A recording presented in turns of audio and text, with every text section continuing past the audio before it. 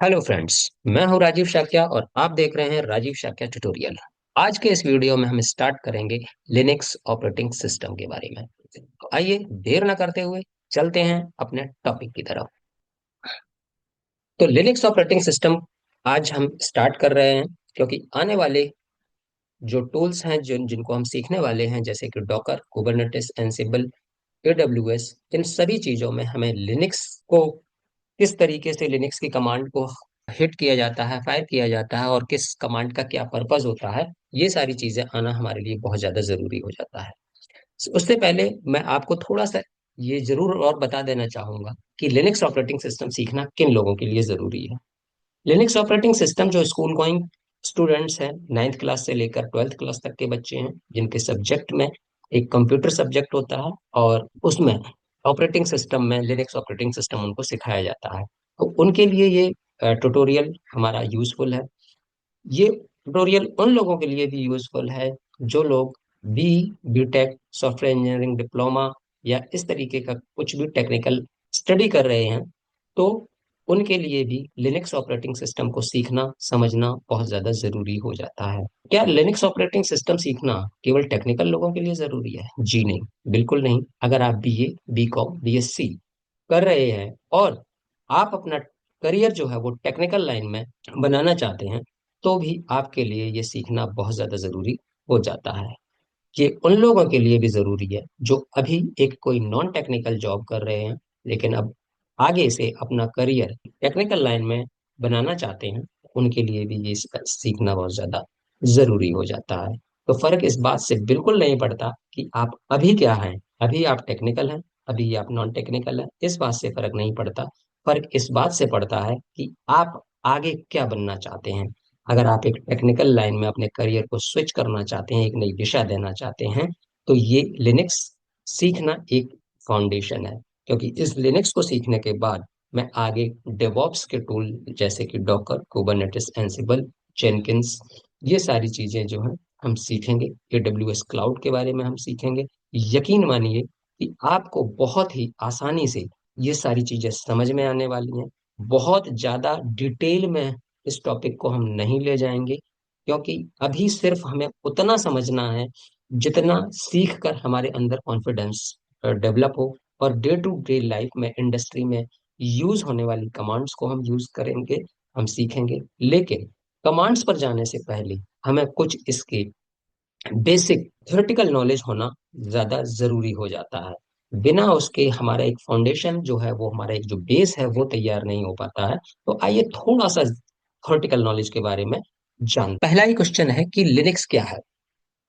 Linux basically एक Unix based operating system है जो लिनस टोरवाल ने 1991 में डेवलप किया था। और अभी इसका जो ओनरशिप है वो लिनक्स फाउंडेशन के पास है। यानी कि लिनक्स जो है वो एक ऐसा ऑपरेटिंग सिस्टम है जिसको हम कह सकते हैं एक सेट ऑफ सॉफ्टवेयर है। यानी कि एक लिनक्स ऑपरेटिंग सिस्टम के अंदर बहुत सारे छोटे छोटे सॉफ्टवेयर से मिलकर एक बड़ा पैकेज जो बना हुआ है उसको हम बोलते हैं लिनक्स ऑपरेटिंग सिस्टम। जो हमारे सिस्टम को क्या काम आता है, ये बेसिकली जो आईटी इंडस्ट्री में जो डेवलपर्स होते हैं, जो प्रोग्रामिंग लैंग्वेजेस पे काम करते हैं, ये वहां पर काम आता है। एप्लीकेशन सर्वर्स पे काम आता है, ये डेटाबेस सर्वर्स पे काम आता है। स्विच, राउटर और इसी तरीके के बहुत सारे इक्विपमेंट्स होते हैं जहां पर लिनक्स ऑपरेटिंग सिस्टम की जरूरत होती है और वहां पर इसका यूज होता है। तो इसके की फीचर्स क्या क्या है? पहली चीज है कि लिनक्स एक जो है वो ओपन सोर्स है। ओपन सोर्स से यहाँ पर क्या मतलब होता है?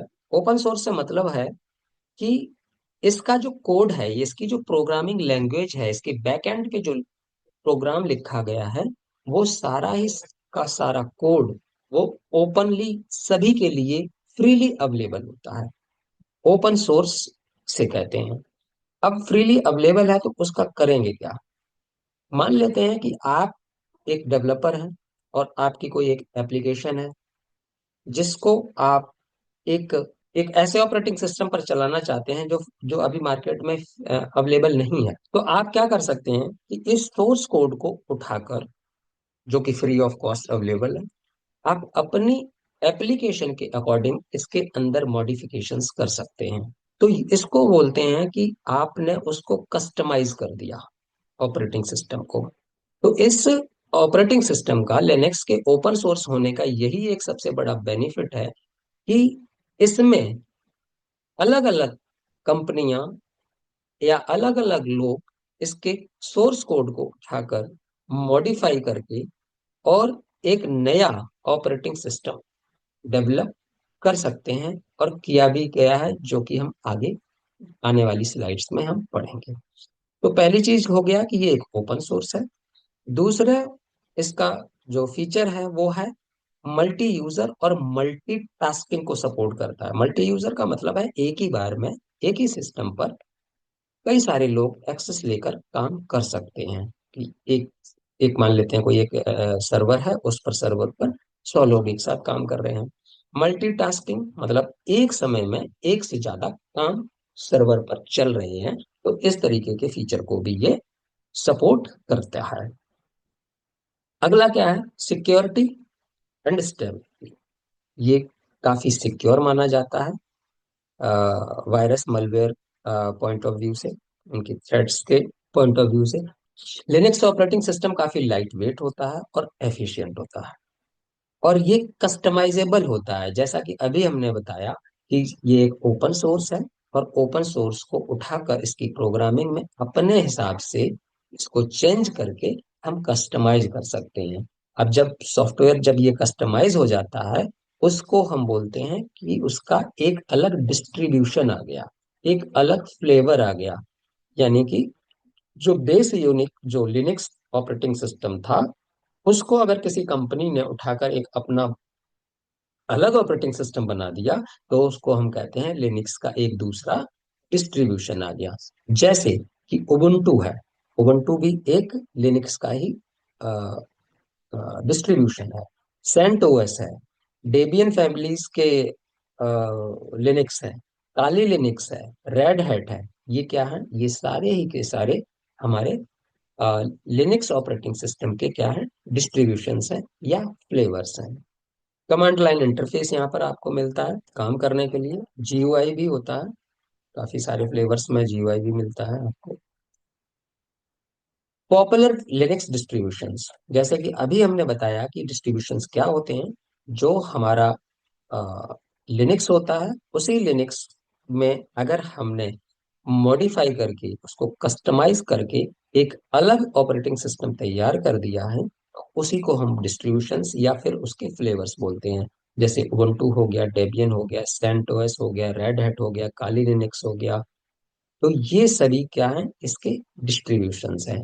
यानी कि सभी में बहुत ज्यादा कोई फर्क नहीं होता है, लेकिन कुछ चीजें जो होती हैं वो थोड़ी सी डिफरेंट होती हैं। ऐसा नहीं है कि अगर आप लिनक्स पे के बेस ऑपरेटिंग सिस्टम पे अगर आप काम कर पा रहे हैं, तो आप इनमें दूसरों पे काम नहीं कर पाएंगे, ऐसा नहीं होता है। थोड़े बहुत चेंजेस होते हैं, वो हम आगे अगर जो भी आप ऑपरेटिंग सिस्टम सीखेंगे वो आपको समझ में आ जाएगा। तो चलिए आगे चलते हैं। Diagram representation of the Linux operating system structure. Linux operating system का स्ट्रक्चर क्या होता है?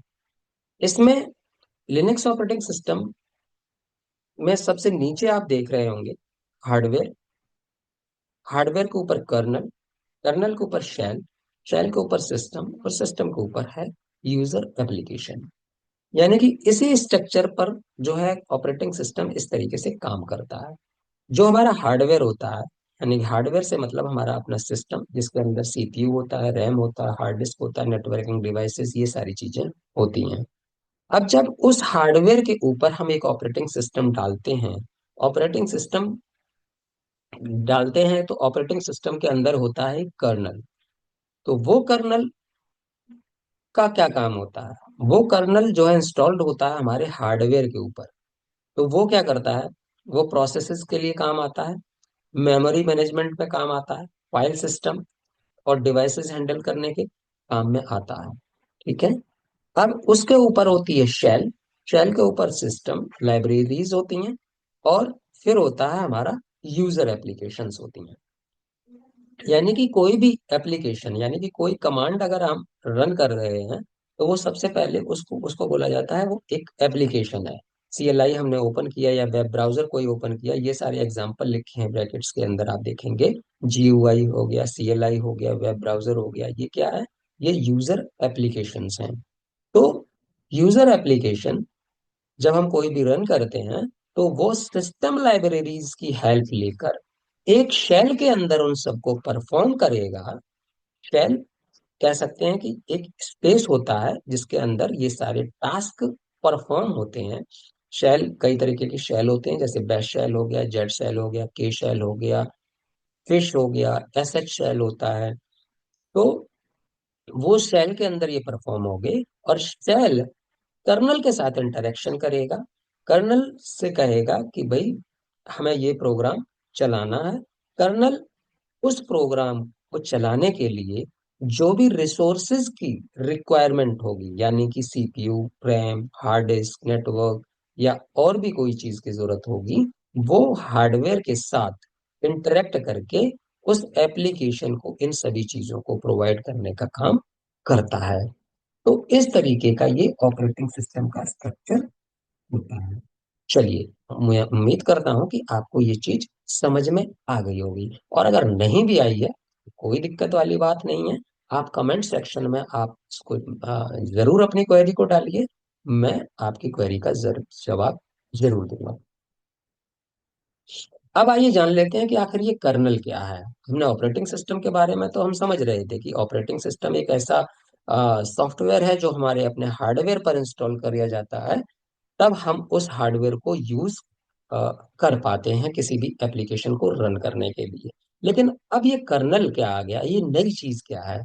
Kernel basically it is also known as the heart of the operating system. ये हमारा जो ऑपरेटिंग सिस्टम होता है, उसी के अंदर का एक कोर कंपोनेंट होता है। एक एक कह सकते हैं कि सेट ऑफ सॉफ्टवेयर होता है, जिसका क्या काम होता है?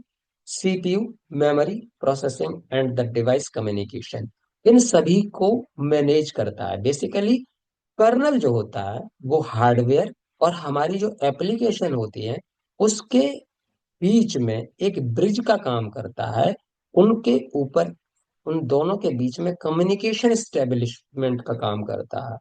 यहाँ पर दिया है, the kernel is the core component of the operating system that act as a bridge between the hardware and software applications. It is responsible for managing the system resources, including CPU, memory, processing, and the device communication. तो I hope कि colonel के बारे में आपको अब idea लग गया होगा कि आखिर कर्नल होता क्या है। चलिए, अब हम थोड़ा सा इसके फंक्शंस के बारे में जान लेते हैं। हालांकि फंक्शंस अभी हमने डिस्कस कर लिए हैं कि कर्नल का काम क्या होता है। कर्नल का काम अभी आप देखेंगे, जब भी हमने स्ट्रक्चर देखा था ऑपरेटिंग सिस्टम का, उस ऑपरेटिंग सिस्टम के बीच में जो नीचे से सेकंड वाला पार्ट था जिसमें कर्नल दिया गया था, इसी में ही आप देखेंगे कि कर्नल की फंक्शनैलिटीज, यानी कि इसके क्या क्या फंक्शंस हैं वो मेंशन है।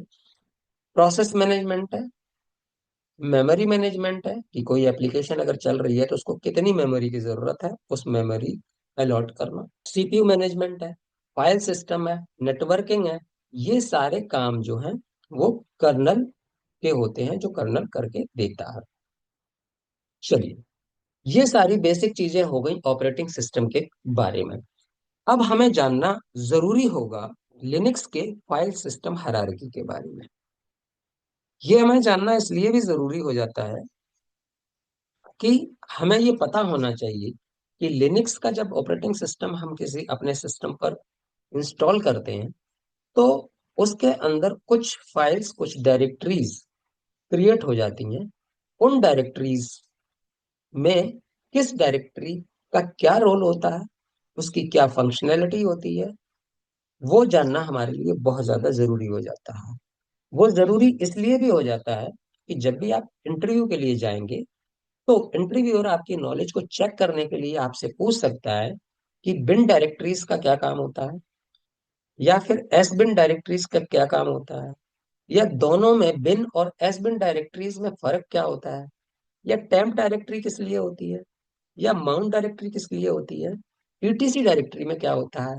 इस तरीके के क्वेश्चन आपके पास आ सकते हैं जब आप एक इंटरव्यू देने के लिए जाएंगे। इसलिए ये जानना बहुत ज्यादा जरूरी हो जाता है कि लिनक्स का जो फाइल सिस्टम है, उसका डायरेक्टरी का स्ट्रक्चर है, वो क्या है। यकीन मानिए, आपको ये सारी ही चीजें बड़ी आसानी से मैं समझाऊंगा, और आपको हर एक चीज पॉइंट बाय पॉइंट प्रैक्टिकली सारी दिखाते हुए सिस्टम में, एक लिनक्स का सिस्टम अभी हम लेंगे जहां एडब्ल्यूएस से एक मशीन को क्रिएट करेंगे, और वहां पर ये सारी चीजें मैं आपको दिखाने वाला हूँ। पहली चीज, लिनक्स के अंदर सबसे पहली जो डायरेक्टरी होती है, डायरेक्टरी का मतलब आप समझ सकते हैं कि एक फोल्डर। बिल्कुल घबराने की जरूरत नहीं है, नए नए टर्म्स आपको मिल सकते हैं। अभी काली सी स्क्रीन अभी हम देखेंगे, वहां पर कमांड चलाएंगे। किसी को बिल्कुल भी डरने की जरूरत नहीं है, क्योंकि सिर्फ डर तब तक होता है जब तक हमारे लिए कोई भी चीज नई होती है। जब हम उसको सीख जाते हैं, समझ जाते हैं, उसको प्रैक्टिस कर लेते हैं, वही मुश्किल चीज हमारे लिए आसान बन जाती है। तो आइए बनाते हैं उन सभी मुश्किल चीजों को आसान। यहाँ पर आप देख रहे होंगे, जहां पर आप मैं कर्सर मूव कर रहा हूँ, ये एक स्लैश है। स्लैश बेसिकली दो तरीके के स्लैश होते हैं। एक होता है फॉरवर्ड स्लैश, एक होता है बैकवर्ड स्लैश। फॉरवर्ड स्लैश वो स्लैश होता है जो आगे की तरफ को झुका हुआ होता है, उसका इंक्लिनेशन जो होता है वो आगे की तरफ को झुका हुआ होता है, उसको बोलते हैं फॉरवर्ड स्लैश। जैसे कि आप ये देख पा रहे होंगे, हल्का सा ये राइट साइड की तरफ, आगे की तरफ को झुका हुआ है, तो उसको बोलते हैं फॉरवर्ड स्लैश। अब यही स्लैश अगर पीछे की तरफ को इस तरीके से झुका हुआ होता, तो उसको हम बोलते हैं बैकवर्ड स्लैश। तो जब जो ये स्लैश है, इसको पहचानने के लिए ये सारी चीजें मैं आपको बता रहा हूँ कि ये आगे की तरफ को झुका हुआ है, राइट साइड में झुका हुआ है, इसको बोलेंगे फॉरवर्ड स्लैश। लिनक्स के अंदर जो पहली रूट डायरेक्टरी होती है, यानी कि जितनी भी डायरेक्टरीज, यानी कि जितने भी फाइल और फोल्डर होते हैं, वो सारे के सारे एक रूट डायरेक्टरी के अंदर होते हैं, और उस रूट डायरेक्टरी को रिप्रेजेंट किया जाता है इस फॉरवर्ड स्लैश से। यानी कि जितनी भी डायरेक्टरीज होंगी, वो सारी की सारी हमारे इसी इसी रूट डायरेक्टरी के अंदर ही मिलेंगी आपको। तो आइए, अब हम थोड़ा सा एक लिनक्स मशीन को एडब्ल्यूएस पे क्रिएट करके आपको इस डायरेक्टरी स्ट्रक्चर के बारे में थोड़ा सा दिखा देते हैं। यहाँ पर आपको हालांकि सभी डायरेक्टरीज दी हुई हैं। बिन डायरेक्टरी है, बूट डायरेक्टरी है, डेव है, ईटीसी है, होम है, लिब है, मीडिया है, एक्सेट्रा। ये बहुत सारी डायरेक्टरीज हैं। आइए अब हम इसी को एक लिनक्स सिस्टम पर ये कहाँ और कैसे दिखती हैं, वो आपको दिखाते हैं। और अब हम इसके लिए चलेंगे अपना AWS के अकाउंट पर, और मैं बताना चाहूंगा कि AWS का फ्री टियर अकाउंट मैंने क्रिएट करने का, किस तरीके से क्रिएट करते हैं, एक वीडियो बनाया है। उस वीडियो से आप हेल्प ले सकते हैं अगर आपको AWS पर फ्री टियर अकाउंट क्रिएट करना नहीं आता है।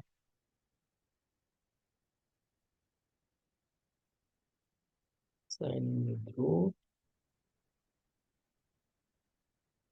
पासवर्ड, EC2,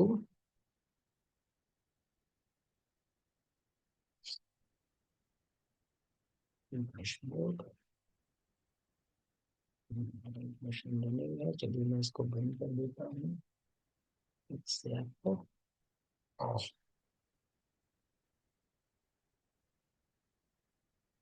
लॉन्च इंस्टेंस पे क्लिक करेंगे। यहाँ पर हम अपनी मशीन का नाम कुछ भी रख सकते हैं, माई मशीन। यहाँ पर आप देख रहे होंगे कि आपको अलग अलग तरीके की इमेजेस दिख रही हैं। इमेजेस ये क्या है, ये सभी ऑपरेटिंग सिस्टम है बेसिकली।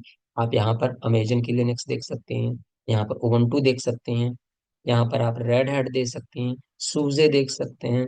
तो ये सारे क्या हैं, ये सारे डिस्ट्रीब्यूशंस हैं, किसके, लिनक्स के। लिनक्स के अलावा भी यहाँ पर आप विंडो मशीन को भी ले सकते हैं, मैक मशीन को भी ले सकते हैं, लेकिन अभी हमें लिनक्स पर प्रैक्टिस करनी है, तो हम क्या करेंगे, लिनक्स को देखेंगे। तो यहाँ से हम फ्री टियर जो हमारे को अवेलेबल है उसको हम यूज करेंगे। यहाँ पर हमने अमेजन ले लिया, यहाँ पर देखेंगे आप फ्री टियर एलिजिबल लिखा आ रहा है। चलिए, अब यहाँ पर हम T2 माइक्रो ही ले लेंगे क्योंकि हमें ज्यादा की जरूरत नहीं है। यहाँ से हमारे पास ऑलरेडी एक की है, उस की को हमने सिलेक्ट कर लिया। जिस किसी को AWS पे एक मशीन क्रिएट कैसे की जाती है, अगर आपको इस चीज का आइडिया नहीं है, तो मैंने इस पर एक छोटा सा वीडियो बनाया हुआ है। उस वीडियो को आप रेफर कर सकते हैं, मैं डिस्क्रिप्शन में लिंक दे दूंगा। यहाँ पर हम लॉन्च कर देंगे। अभी आप देखेंगे कि 2 मिनट में हमारे लिए एक मशीन तैयार हो जाएगी। ये देखिए, जिस पर हम प्रैक्टिस कर सकते हैं फ्री ऑफ कॉस्ट, और प्रैक्टिस करने के बाद इस मशीन को हम बंद कर सकते हैं और जब जरूरत हो हम दोबारा से स्टार्ट कर सकते हैं। स्टार्ट स्टॉप भी कर सकते हैं, मशीन को टर्मिनेट कर सकते हैं, रिक्रिएट कर सकते हैं, जैसा आप चाहें। चलिए, हमने यहाँ पर क्लिक किया, हमने यहाँ पर पब्लिक आईपी एड्रेस को कॉपी किया, और अब हम जाएंगे मोबाइल एक्सटर्म पर। चलिए, तो मोबाइल एक्सटर्म हमने ओपन कर लिया है। हम आईपी एड्रेस हमने कॉपी किया, हम चलते हैं मोबाइल एक्सटर्म पे। Session SSH IP address remote host paste करेंगे। यहाँ पर EC2-यूजर, और जो हमने हमारी की है उस की को हम यहाँ पर डाल देंगे।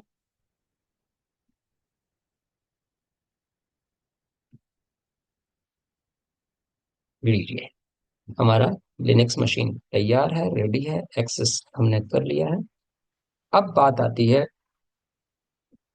कि इस फाइल सिस्टम की। इस फाइल सिस्टम को हम कैसे और कहाँ देख सकते हैं?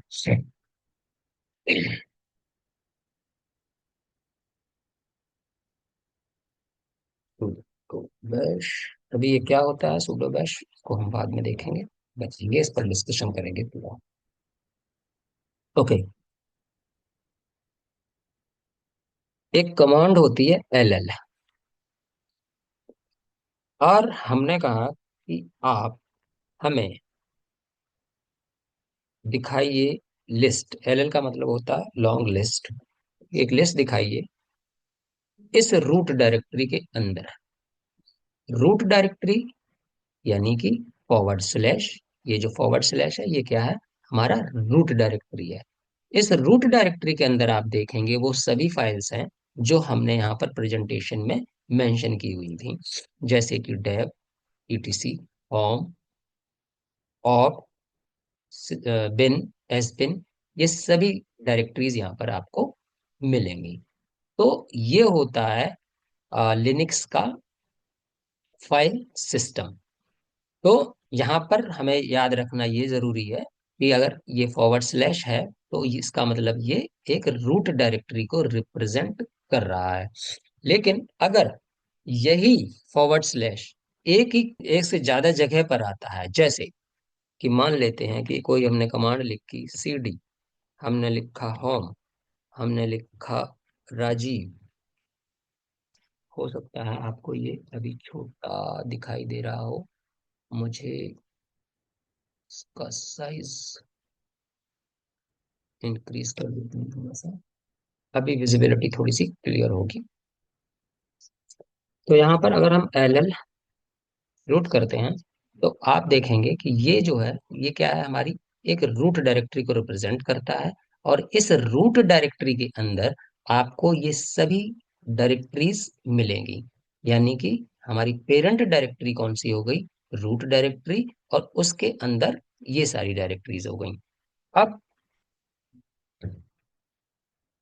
इसको क्लियर करना है, एक कमांड होती है क्लियर। ये सारी चीजें हम सीखेंगे अभी आगे, लेकिन फिलहाल आपको कुछ चीजें दिखाने के लिए हम उनका यूज कर रहे हैं। तो अब मान लेते हैं कि कहीं पर आपको इस तरीके से कुछ दिखता है, CD होम, होम के अंदर मान लेते हैं राजीव, राजीव के अंदर मान लेते हैं लिनक्स, लिनक्स के अंदर मान लेते हैं माई डेटा। इस तरीके का अगर आपको कोई पाथ दिखाई देता है, तो इसमें आप क्या करें, इसको एक्चुअली बोलते हैं ये कंप्लीट पाथ है। किस चीज का पाथ है? कि जो लास्ट में सबसे डायरेक्टरी या फाइल कोई भी चीज आ रही है वहां तक पहुंचने का एक पाथ है। तो यहाँ पर आप इसमें देखेंगे मल्टीपल टाइम्स आपको फॉरवर्ड स्लैश दिखाई दे रहा होगा। फॉरवर्ड स्लैश यानी कि मल्टीपल जब टाइम्स अगर आपको फॉरवर्ड स्लैश दिखाई दे रहे हैं, तो आप देखेंगे कि पहला वाला जो फॉरवर्ड स्लैश होगा वो हमेशा एक रूट डायरेक्टरी को रिप्रेजेंट करेगा।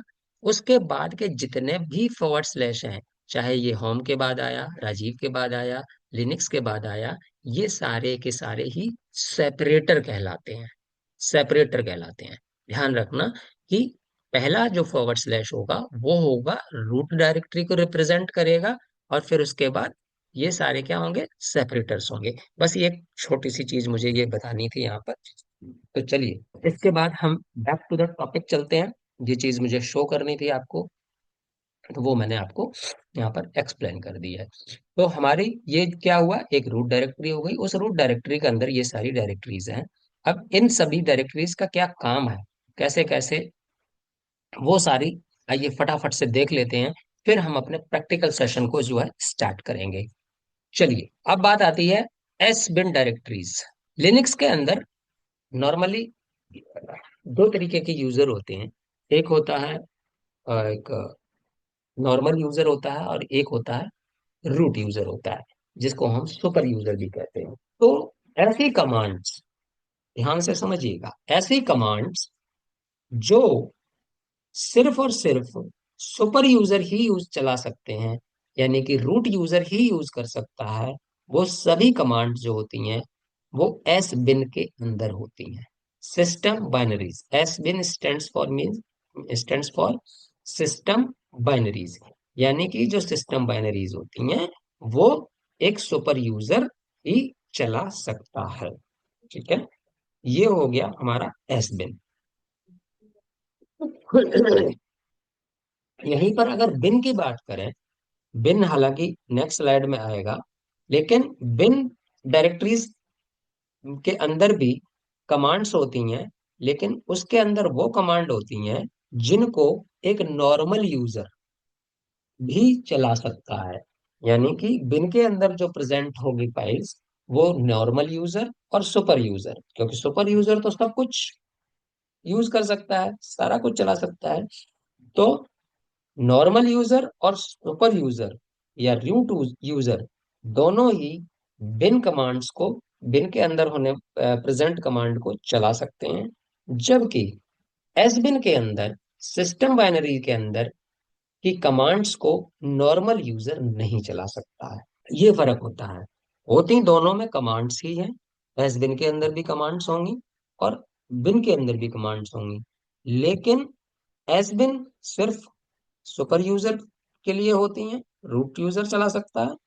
और एस जो बिन डायरेक्टरीज के अंदर जो कमांड होती हैं वो नॉर्मल यूजर और सुपर यूजर दोनों ही चला सकते हैं। अब आता है एक बूट डायरेक्टरी होती है। Boot directory basically, this directory contains everything required for booting process except the configuration file. जब हमारा सिस्टम, एक लिनक्स सिस्टम स्टार्ट हो रहा होता है, स्टार्ट होता है तो उसको हम बोलते हैं बूटिंग। जब सिस्टम हमारा बूट हो रहा होता है, स्टार्ट हो रहा होता है, उस टाइम पे कुछ फाइल्स की जरूरत होती है। वो सभी फाइल्स जो होती हैं वो हमारे बूट डायरेक्टरी के अंदर होती हैं। अब यहाँ पर आप देखेंगे एस बिन के आगे भी एक फॉरवर्ड स्लैश लगा हुआ है, बूट के आगे भी फॉरवर्ड स्लैश लगा हुआ है। इसका मतलब ये है कि ये रूट डायरेक्टरी के अंदर एक एस बिन नाम की डायरेक्टरी है, एक रूट डायरेक्टरी के अंदर बूट नाम की डायरेक्टरी है। ठीक है, तो हम अब समझ गए हैं, तीन डायरेक्टरीज के बारे में समझ गए हैं, एस बिन, बूट और बिन। चलिए अगली डायरेक्टरी है डिवाइस। यहां पर भी आप देखेंगे कि रूट डायरेक्टरी के अंदर डेव नाम की एक डायरेक्टरी है। डेव डायरेक्टरी जो है वो, डेव स्टैंड्स फॉर डिवाइस, यानी कि आपके कंप्यूटर से जो भी डिवाइस अटैच है, हो सकता है वो माउस अटैच हो सकता है वो यूएसबी ड्राइव अटैच हो, प्रिंटर अटैच हो, आपके सीपीयू है, आपका मेमोरी है, ये सारी क्या चीजें आती हैं, ये आपके डिवाइसेस में आती हैं। तो उनको मैनेज करने के लिए जो फाइल्स होती हैं वो सारी की सारी हमारी डिवाइस फाइल्स कहलाती हैं और वो सारी प्रेजेंट होती हैं डेव नाम के फोल्डर में। ये है हमारा प्रॉक। इसके अंदर वर्चुअल फाइल्स होती हैं। प्रॉक मीन्स प्रोसेस वाली फाइल होती हैं।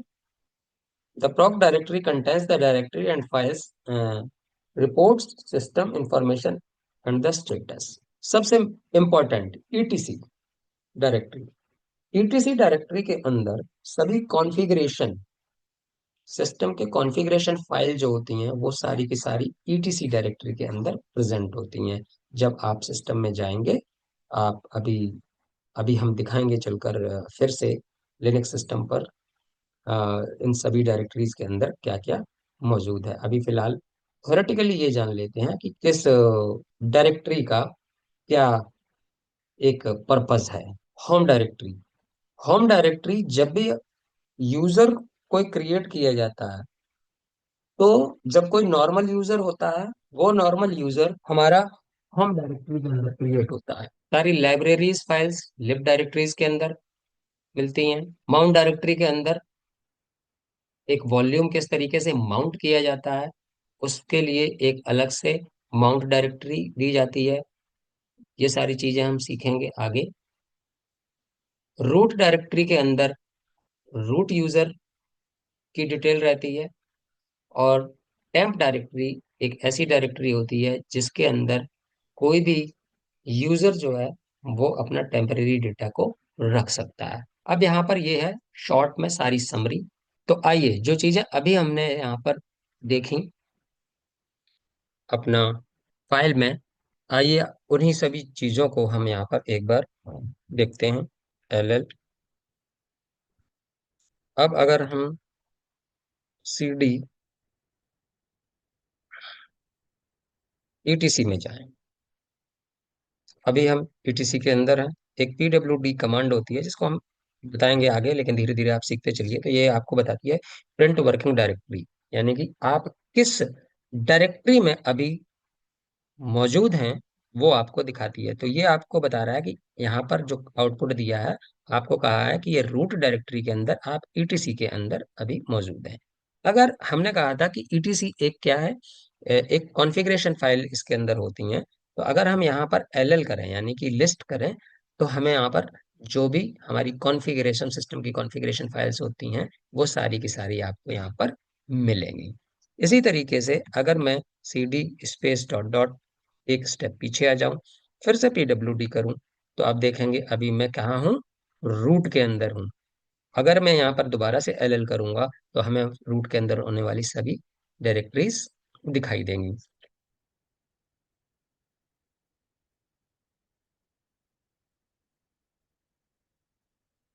यहाँ LL करूं तो यहाँ पर आपको ये बहुत सारी फाइल्स दिखेंगी। ये बेसिकली बाइनरीज हैं, ये कमांड्स हैं जिनका हम यूज करेंगे। लेकिन हमने क्या कहा था कि बिन डायरेक्टरीज के अंदर वो सभी कमांड्स होती हैं जिनको एक नॉर्मल यूजर और एक रूट यूजर, दोनों ही तरीके के यूजर चला सकते हैं। इसी तरीके से एक होती है एस बिन।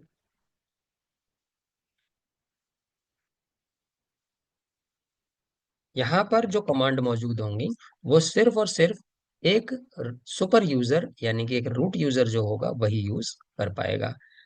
इसी तरीके से टेम्प डायरेक्टरी, ये टेम्प डायरेक्टरी हमने बताया था कि टेम्परेरी डायरेक्टरी जो होती है वो सभी यूजर्स के लिए एक टेम्परेरी स्पेस होता है जहां पर वो अपना डेटा को रख सकते हैं टेम्परेरी। होम डायरेक्टरी, जब भी कोई एक नॉर्मल यूजर क्रिएट होता है तो वहां पर उस नॉर्मल यूजर की डिटेल, उसके नाम का एक फोल्डर बन जाता है। एक नॉर्मल यूजर अभी के केस में हमारा है EC2 - यूजर। तो आप देखेंगे कि EC2 - यूजर यहाँ पर मौजूद है। एक होता है रूट, इसकी अभी परमिशन डिनाई है। उसके लिए हमें क्या करना पड़ेगा, sudo bash।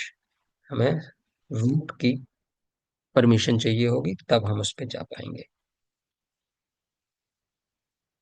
अब यहाँ पर अगर हम LL करेंगे तो हमें यहाँ पर रूट यूजर की डिटेल मिलेगी, यानी कि यहाँ पर रूट यूजर की होम डायरेक्टरी होती है ये। और जबकि होम जो होता है, होम के अंदर नॉर्मल यूजर की होम डायरेक्टरीज होती है जहां पर वो रहकर अपना काम कर सकता है। तो ये था आज हमने सीखा कि ऑपरेटिंग सिस्टम के बारे में सीखा, हमने ऑपरेटिंग सिस्टम के स्ट्रक्चर के बारे में सीखा, हमने ऑपरेटिंग सिस्टम के जो जो फाइल स्ट्रक्चर है, डायरेक्टरी स्ट्रक्चर है, हमने उसके बारे में सीखा। हमने कुछ एक बेसिक कमांड्स जानी। हालांकि उन कमांड्स को अभी हम डिटेल में आगे आने वाले लेक्चर में हम सीखेंगे, समझेंगे। तो उम्मीद करता हूँ आज आपको ये चीजें समझ में आई होंगी। अगर एक बार में समझ ना आए तो वीडियो को आप रिवाइज करके जरूर देखें, क्योंकि ये एक बेसिक है, ये एक बेस है। इस बेस को अगर आप मजबूत बना लेंगे तो उतनी ही अच्छी फाउंडेशन जितनी तैयार हो जाएगी, उतना ही अच्छी बिल्डिंग तैयार होगी आपकी नॉलेज की। तो आज के लिए इतना ही। और अगर आपको ये हमारा वीडियो पसंद आया हो तो आप इसे प्लीज लाइक करें, सब्सक्राइब करें हमारे चैनल को, और इसको अपने दोस्तों के साथ शेयर करें, क्योंकि नॉलेज हमेशा शेयर करने से बढ़ती है। तो नॉलेज को शेयर करने से कभी भी हेजिटेट में नहीं होना चाहिए। तो इसको शेयर करें, लाइक करें, सब्सक्राइब करें। और अगर कोई आपका सवाल, कोई सुझाव, कोई क्वेरी है तो कमेंट सेक्शन में जरूर हमें मेंशन करें। Thank you so much. Bye bye, मिलते हैं अगले वीडियो में।